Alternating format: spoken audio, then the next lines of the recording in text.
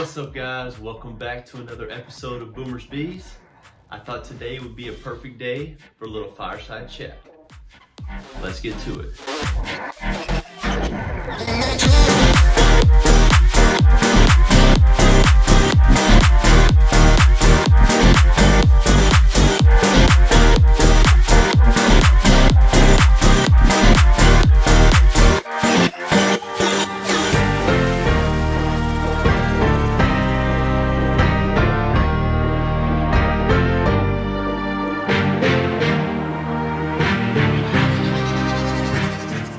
So as you can see, I'm not out at the bee yard. I think it's something like 18 degrees here in Texas, so you're not gonna find me outside. So I'm sitting here right beside my fireplace in my living room. I guess I should have called it a fireplace chat because I don't really have a fire going on in here. I don't wanna burn the apartment complex down because I don't really know how safe putting a fire in a fireplace in an apartment complex is.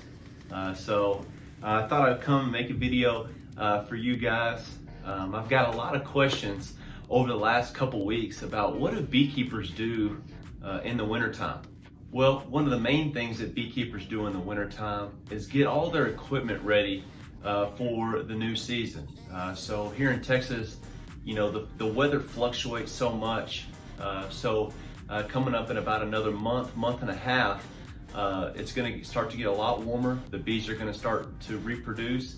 So you're going to have new equipment ready for when those bees start multiplying, right? If you're going to make splits, that's one of the things that I'm thinking about right now is how many splits I'm going to make to the horns and to the patriots. And I'm hoping in about a month or two, I'm working with about 5 hives instead of 2.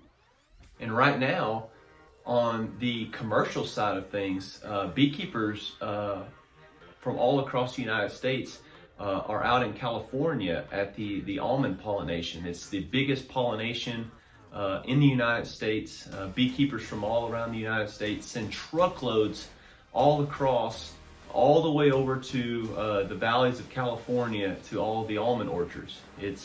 There's millions and millions and millions of bees flying around California from all over the United States. So this is really a big time for commercial beekeepers in the United States. So they go send their bees to California for about a month, and then they come back and make splits like us hobby beekeepers will be making in March and in April. So another thing that beekeepers do in the wintertime is get their bee yards ready. I know especially for us, we've got a lot of vines, we've got a lot of tall grass, we've got these little small trees that grow up everywhere. So for us in the wintertime, especially out at our bee yard, it's very advantageous to take care of all that stuff right now before the springtime hits and that stuff just goes crazy. So everything's dying off, so it's really easy to pull those things out or pull the vines out. We've got a big bodark population down around the corners of our bee yard, so it's really easy for us to get in there and cut some of that stuff down, and it just alleviates some of that pressure once the springtime hits and everything starts blooming out. You can get in your hives every once in a while when it stays above 50 or 60 degrees. From what I've heard, that it's not really good to get in the bees for a long period of time because you're going to kill those eggs and larvae and brood that the queens establish for that winter nest. But they say when it's above 50, 60 degrees, 70 degrees, which we have a lot of the time in December and early January still here in Texas, that it's okay to get in for a little while. For right now in the wintertime, you're really not doing anything but just checking to see if their stores are good and if they can make it through the cold snap in February. And this is kind of the perfect scenario. So I checked the bees about 2 weeks ago. They had plenty of stores, and it was really for this time period right here where the bees really aren't going to fly when it's under 50 degrees and it's not sunny. Well, we're having this week-long winter freeze here in Texas, so the bees aren't really going to get out and do any flying. So they're going to stay in and essentially just be eating all the leftover stores that they have. So it was really important for me to get in there, check out, see what the stores looked like, both of them were fantastic. They had plenty of stores. So they're going to be able to get by this cold winter storm, flurry, whatever you want to call it, over the next week or two. And so whenever the weather starts to warm up and there's pollen starting to come in, then they'll be able to go out and feed themselves from the surrounding forage. But as getting in and looking for or taking out honey or anything like that, that's not going to happen until May and June. You know, a lot of my friends are asking, when are we going to get some honey? When are you going to start selling that stuff so I can buy some from you? Well, that's going to come after there's a honey flow here. So it's all about leading the stores right now for them to survive the wintertime. And then once the spring comes, their colonies start to build up, there's pollen, there's nectar out here in Texas, then that's really when they'll start bringing stuff in, and then I can take that surplus or that excess and then sell it back to you guys. Over this year that I've been in beekeeping, I've met so many fantastic people. I've learned so much information. You know, every time I get into the beehive, it's like I have no clue what I'm looking at. I'm looking at something brand new each time that I get in. And the really positive thing for me that I've learned is you talk to a couple commercial beekeepers, and every time they get in the hive as well, they're thinking the same thing. They're continuing to learn, and that's really what I enjoy about beekeeping is every time that I get in, I'm learning something new.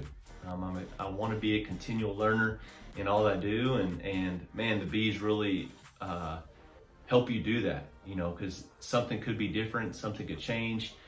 They truly are amazing creatures in what they do. And so for us and for me, especially as a beginning beekeeper, I'm always asking questions. I know there's a couple of my friends that are actually doing this on a commercial side of things, and they probably get tired of me because I'm texting them, I'm calling them, I'm asking questions all the time.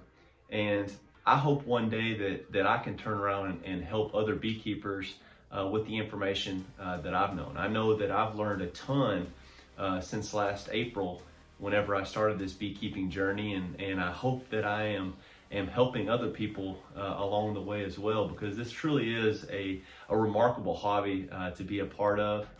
It's pretty cool, it's very rewarding, and so being able to help someone else is something that I'm truly passionate about, and I hope that I have the information to help them. I know that people have definitely helped me out along the way, and so for me, I want to be able to give back. One, I want to help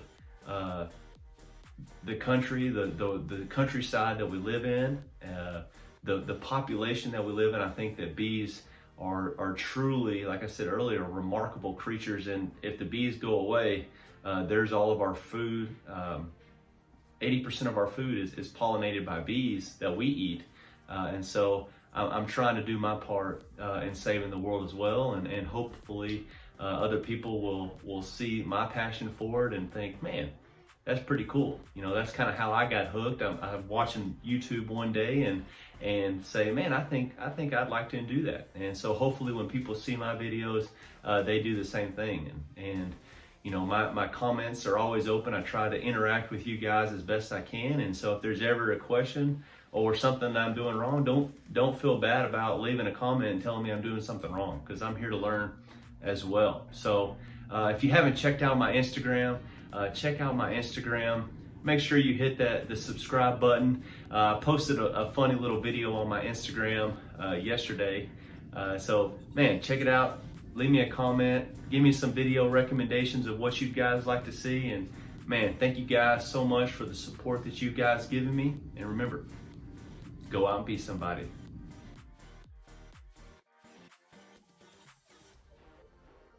Ask me what I got on.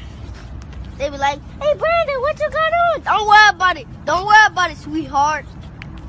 Don't worry about it, sweetheart. That split. That's that split right there.